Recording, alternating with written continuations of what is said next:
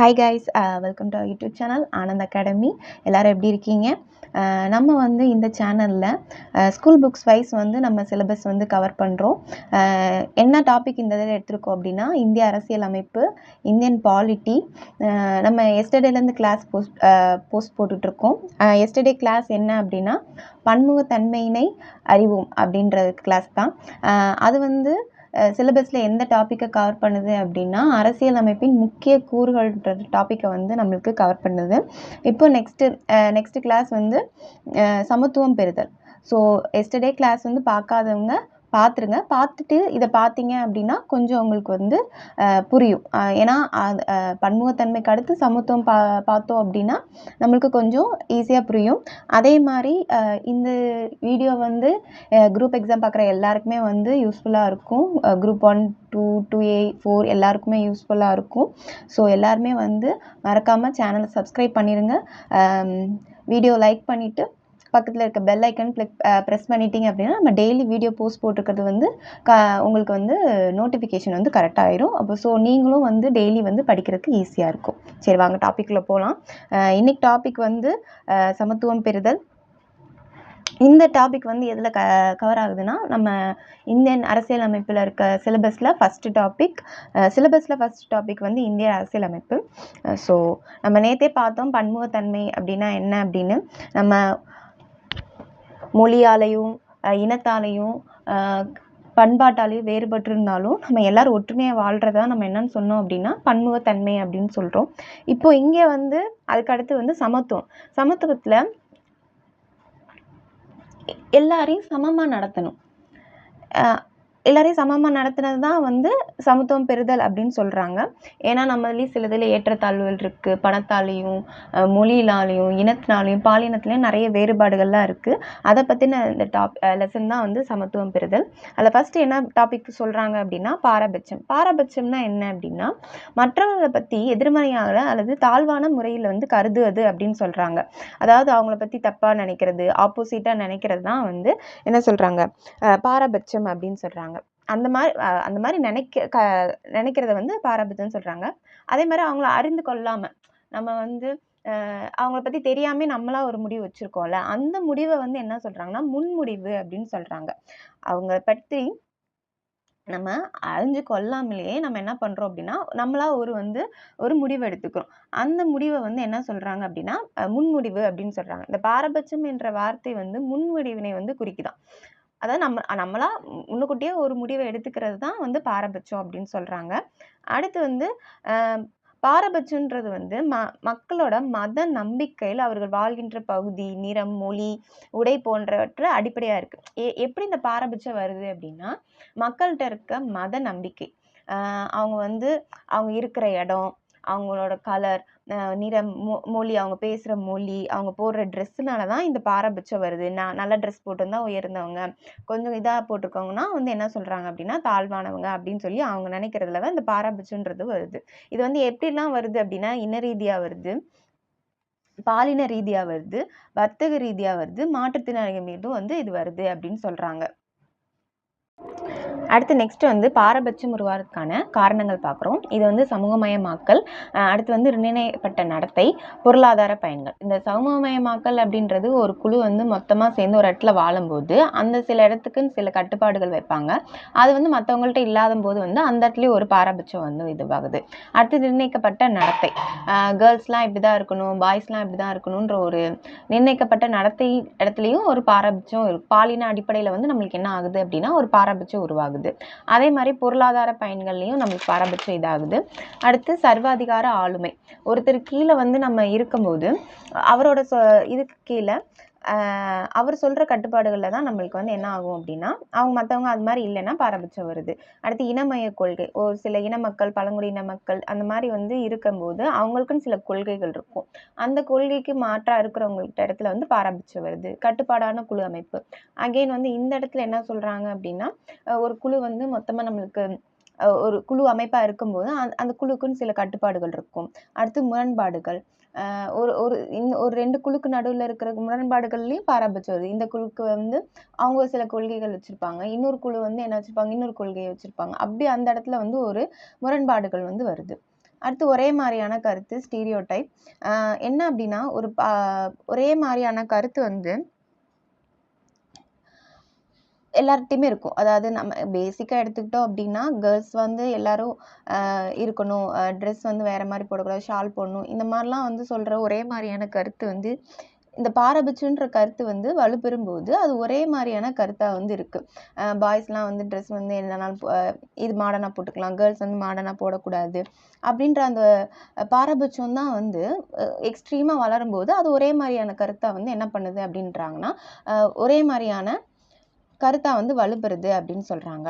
அதே மாரி ஒரு குறிப்பிட்ட ஒன்றை பற்றிய தவறான கருத்தோ அல்லது பார்வையோ ஒரே மாரியாக அனைவரிடமும் உருவாகுது. நம்ம தப்பான கருத்தோ, பார்வையோ வந்து நம்ம அவங்க என்ன சொல்றது? இந்த விளம்பரத்துல கூட நம்மளுக்கு காட்டுறாங்க. கேர்ள்ஸ் வந்து சோப்பு விளம்பரத்துக்கும், வீட்ல இருக்க கேஸ் ஸ்டவ் இந்த மாரி விளம்பரத்துக்கு காட்டுறாங்க. அப்ப அவங்களே என்ன நெனச்சுக்கிறாங்க அப்டின்னா, கேர்ள்ஸ் வந்து வீட்டு வேல பார்க்கறதுக்கு தான் இருக்காங்க. அப்படின்னு அது ஒரு தவறான கருத்த வந்து வைக்கிறது வந்து அது மாரி. அதே மாரி பாய்ஸ்க்குலாம் வந்து அ என்ன சொல்றாங்க? பைக் விளம்பரம் அந்த மாரி அவங்கலாம் வெளிய போய் பைக் ஓட்டுறாங்க. அதுவும் ஒரு தவறான பார்வைன்றது. அதுவும் ஒரே மாரியான அனைவருக்கும் உருவாகுறத சொல்றாங்க. அடுத்து மின்மையும் மற்றும் பாகுபாடு. சமத்துவமின்மைனா என்ன? சமத்துவம்னா எல்லாரும் சமமா இருக்குது. சமத்துவமின்மைனா ஒவ்வொருத்தருக்கு ஏற்றத்தாழ்வு தான் நம்ம வந்து என்ன சொல்றாங்கன்னா, சமத்துவமின்மை. இங்க எப்படி சொல்றாங்கன்னா, சமத்துவமின்மை என்பது ஒருவர் மற்றொருவரை பாகுபாட்டோட நட்டுவது. அப்போ ஒவ்வொருத்தர்ட்டயும் அந்த ஒருத்தர்ட்ட நம்ம பாகுபாடு அப்படின்னா, அவங்க என்ன நினைச்சுப்பாங்க, நான் உயர்ந்தவன், தாழ்ந்தவன்ட்ட இருந்தா நான் பாகுபாடு காட்டுவேன் அப்படின்ற இடத்துல தான் நம்மளுக்கு என்ன உருவாகுது அப்படின்னா, ஒருத்தர் வந்து இன்னொருத்தர்ட்ட அந்த பாகுபாடு பார்க்குறாங்க. அப்போ அந்த இடத்துல சமத்துவமின்மைன்றது நம்மளுக்கு என்ன ஆகுதுன்னா உருவாகுது.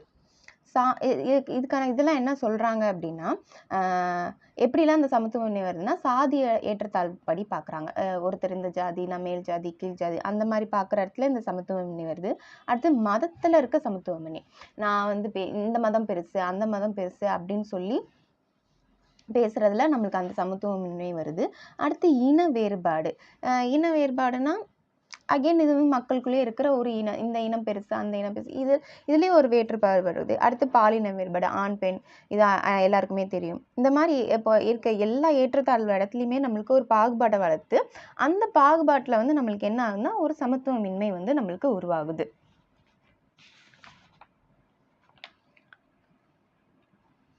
அதே மாரி இந்த பாகுபாட்டால நம்மளுக்கு என்ன ஆகுது அப்படின்னா, நம்மளுக்கு அடிப்படையா கிடைக்க வேண்டிய வாய்ப்புகள் கூட சில இந்த பாகுபாடு பார்க்கறதுனால நம்மளுக்கு வந்து கிடைக்காம போறதுக்கு நெறைய வாய்ப்பு இருக்கு அப்படின்னு சொல்றாங்க. கிடைக்காமலும் போகுது. அடுத்து வந்து அதே மாரி இன்னும் சொல்றாங்கன்னா, மக்களுக்கு எதிரான அ ஒரு எதிர்மறையான செயல்களே வந்து பாகுபாடு அப்படின்னு சொல்றாங்க. இப்போ ஒருத்தர் வந்து மக்களுக்கு எதிரா நம்ம ஏதாச்சும் செஞ்சோம் அப்படின்னா, அந்த செயல்களும் பாகுபாடு அப்படின்னு சொல்றாங்க. அதே மாரி சாதி, மதம், பாலினம் சார்ந்து கடைபிடிக்கப்படும் பாகுபாடுகளே சமத்துவமின்மை, தீண்டாமை ஆகியவற்றுக்கு காரணிகளும் அப்படின்னு சொல்றாங்க. நம்ம இந்த இடத்துலலாம் நம்ம பாகுபாடு பார்க்கறதுல என்ன வருது? சமத்துவமின்மை. அடுத்து வந்து தீண்டாமை. இது வந்து ரொம்ப பெரிய தப்பு அப்படின்னு சொல்லி தீண்டாமைன்றது ரொம்ப பெரிய தப்பு. இதெல்லாம் வந்து இதுக்கு ஒரு முக்கிய காரணிகளா இருக்கு. இதெல்லாம் வளர்றதுக்கு முக்கிய காரணமா இருக்கு அப்படின்னு சொல்றாங்க. அதே மாரி நம்ம அரசியலமைப்பு சட்டத்துல வந்து குடிமக்களுக்கு எதிராக மதம், இனம், சாதி, பாலினம், பிறப்பிடம் என்ற அடிப்படையில வந்து பாகுபாடு வந்து காட்டக்கூடாதுன்னு அப்படின்னு ஒரு சட்டப்பிரிவே இருக்கு. அந்த சட்டப்பிரிவு என்னன்னா சட்டப்பிரிவு 15 கிளாஸ் இந்த 1 இது போட்டோம் அப்படின்னா, இது வந்து கிளாஸ் 1 அப்படின்னு சொல்லுவாங்க. சட்டப்பிரிவு 15 அதுக்கு கீழ 1, 2, 3ன்னு சொல்லி சில பிரிவுகள்லாம் இருக்கும். அதான் அந்த சட்டப்பிரிவு 15ல கிளாஸ் 1ல வந்து என்ன சொல்றாங்கன்னா, குடிமக்களுக்கு எதிராக வந்து நம்ம மதம், இனம், சாதி, பாலினம், பிறப்பிடம் எந்த அடிப்படையிலும் வந்து நம்ம பாகுபாடு காட்டக்கூடாது அப்படின்னு சொல்றாங்க. அடுத்து சாதி பாகுபாடு. இது இந்தியாவுல வந்து சமத்துவமின்மை மற்றும் பாகுபாடுகள் மிக முக்கிய காரணம் வந்து இது என்னன்னா, இந்த சாதி முறை பாகுபாடு தான். அடுத்து வந்து அ பாலின பாகுபாடு. அதே மாரி இந்த சாதி பாகுபாடுக்காண்டி நம்ம என்ன சொல்றது? இந்தியால இருக்க நெறைய மக்கள் வந்து இத வந்து ஒழிக்கணும் அப்படின்னு சொல்லி நெறைய பேர் போராடியிருக்காங்க. அதுல முக்கியமான ஒருத்தர் வந்து பி.ஆர். அம்பேத்கர். இவர் வந்து எல்லாருக்கும் எல்லாமே கிடைக்கணும் அப்படின்னு சொல்லி சொல்றாங்க. இந்த சாதி பாகுபாடுன்றது ஃபர்ஸ்ட்டு எங்க இருந்து வருது? நம்ம ஆரிய காலத்துல இருந்து அமைப்புலேருந்து வருது. வர்ண அமைப்பு அப்படின்னா, அவங்க வந்து ஃபர்ஸ்ட்டு ஆரியர்கள வந்து தொழில் அடிப்படையா வச்சு என்ன பண்ணிட்டு இருந்தாங்க, ஒரு பாகுபாடு பார்த்துட்டு இருந்தாங்க. அதுக்கப்புறம் அவங்களே கொஞ்சம் வந்து ஸ்டார்ட் ஆயி, இல்ல அவங்க என்ன பண்றாங்கன்னா, அம் பிறப்பின் அடிப்படையா நம்மளுக்கு என்ன வருது அப்படின்னா, சாதி பிரிவினை வருது. அந்த ஆரிய காலத்துலேருந்து வர்ணக்கு அப்புறம் அதுக்கடுத்து இந்த மாரி வருது. அதுக்கப்புறம் தான் எல்லாரும் என்ன பண்றாங்க, மக்கள் எல்லாம் போராடி, இல்ல இந்த சாதி பாகுபாடு பார்க்கக்கூடாது அப்படின்னு சொல்லி போறாங்க. அதுல முக்கியமான ஒருத்தர் வந்து பி.ஆர். அம்பேத்கர். அதுக்கப்புறமும் நெறைய பேர் போராடி இருக்காங்க. அடுத்து வந்து பாலின பாகுபாடு. பாலின பாகுபாடு வந்து பேசிக்கா வந்து ஆண்கள், பெண்களுக்கிடையே இருக்க அந்த உடல் நலம், அவங்களோட ஸ்ட்ரென்த்து, கல்வி, அதாவது அதுக்கப்புறம் பொருளாதாரம், அப்புறம் மற்றும் அரசியல் சமத்துவமின்மை, இதெல்லாம் வந்து இப்போ இருக்கிறது தான் வந்து என்ன சொல்றாங்க அப்படின்னா, பாலின பாகுபாடு. அதே மாரி வந்து கேர்ள்ஸ்லாம் என்ன வேகமாவே கல்யாணம் கட்டிட்டு போறது. ம். பாய்ஸோட ட்ரெஸ் இப்படி பண்ணிக்கலாம், கேர்ள்ஸ் இப்படி பண்ணக்கூடாது. இதெல்லாமே தான் வந்து பாலின பாகுபாடுல வந்து முக்கியமா இருக்கு. அடுத்து வந்து மத பாகுபாடு. மதம் சார்ந்த பாகுபாடு என்பது நம்பிக்கையின் அடிப்படையில வந்து ஒரு தனிநபரின் மீதோ அல்லது குழுவினர் மீதோ சமத்துவமின்றி நடத்துவதாகும். அதாவது வந்து இப்போ அவங்க ஒவ்வொரு மதத்துக்கும் ஒவ்வொரு நம்பிக்கை இருக்கும். அந்த அடிப்படையில தான் வந்து ஒருத்தவங்க என்ன பண்றாங்கன்னா, இந்த மத பாகுபாடு வந்து நம்மள்ட்ட பார்க்குறாங்க.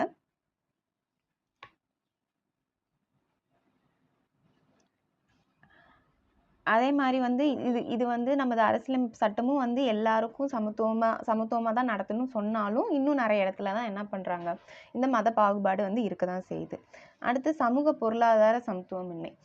சமூக பொருளாதார தளத்துல வந்து வளர்ச்சியின் பயன்கள் வந்து சமமாக பரவுவதில்லை. அதாவது என்ன அப்டின்னா, வளர்ச்சியினோட இப்ப ஒரு ஒரு ஒரு நாடோ, ஒரு ஊரோ வளர்ச்சி அடையிறப்ப, அந்த இடத்துல என்ன ஆகுதுன்னா, சமமா வந்து அதோட பயன்கள் வந்து சமமா பரவாதத வந்து என்ன சொல்றாங்கன்னா, சமூக பொருளாதார சமத்துவமின்மை அப்படின்னு சொல்றாங்க.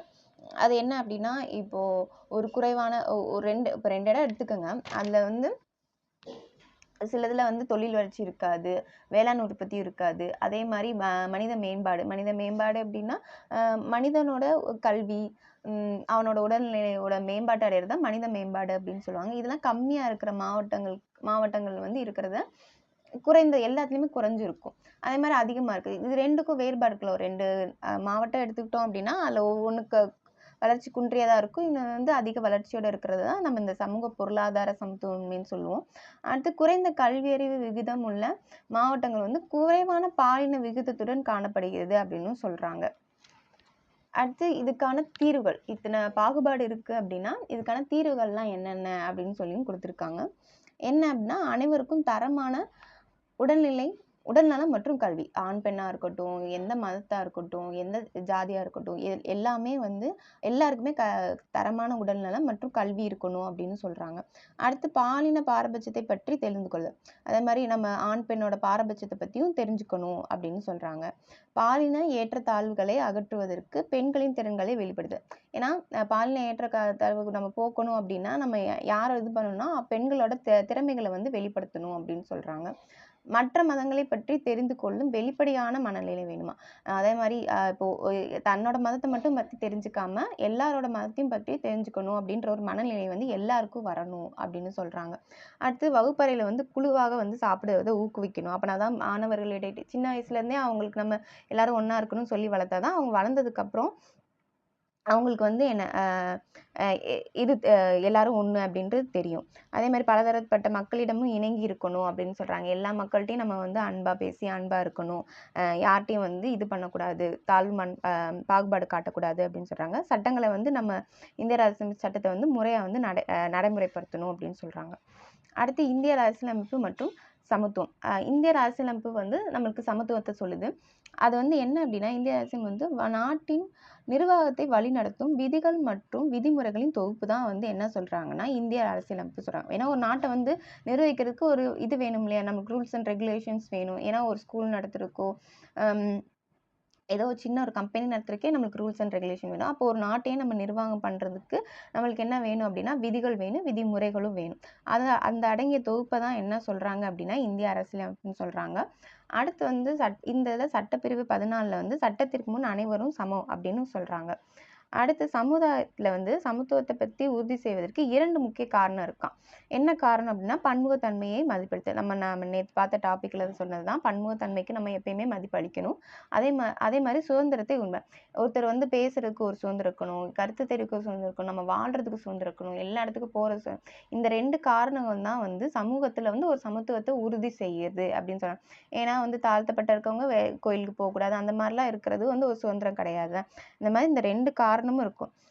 பன்முகத்தன்மைக்கும் மதிப்பளிக்கணும், அப்பனா தான் வந்து எல்லா வேற்றுமையில் நம்ம ஒற்றுமையாக இருக்க முடியும்.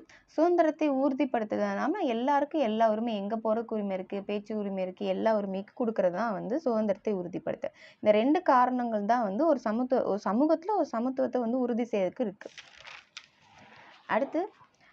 அடுத்து சமத்துவம் என்பது தீண்டாமையை ஒரு குற்றமாக வந்து என்ன பண்ணுதுன்னா இருக்கு. எதில்? இந்திய அரசியல் சட்டத்தில் ஒரு தீண்டாமைன்றது வந்து ஒரு சமத்துவம் இல்லை, ஒரு பாகுபாடு பார்க்குற இடத்துல தான் என்ன உருவாகுது? தீண்டாமை உருவாகுது. அந்த தீண்டாமை வந்து இந்திய அரசியலமைப்பு வந்து ஒரு குற்றமாக கருதுது. அது சட்டப்பிரிவு 17 படி வந்து தீண்டாமை வந்து நம்ம இதில் ஒழிக்கப்பட்டுச்சு அப்படின்னு சொல்கிறாங்க. இதோட இந்த கிளாஸ் வந்து முடிஞ்சிச்சு. அதாவது இந்த 6th வந்து லெசன் 2 நம்ம பார்த்துருக்கோம், சமத்துவம் பெறுதல். இது வந்து நம்ம டாபிக் என்ன கவர் ஆகுது அப்படின்னா, இந்திய அரசியலமைப்புன்ற சிலபஸில் வந்து இந்த டாபிக் வந்து கவர் ஆகுது. இல்லை என்ன டவுட்னாலும் கமெண்ட்டில் கேளுங்க, நான் கிளாரிஃபை பண்ணுறேன். அதே மாதிரி இந்த சேனலை சப்ஸ்கிரைப் பண்ணுங்கள். அப்போ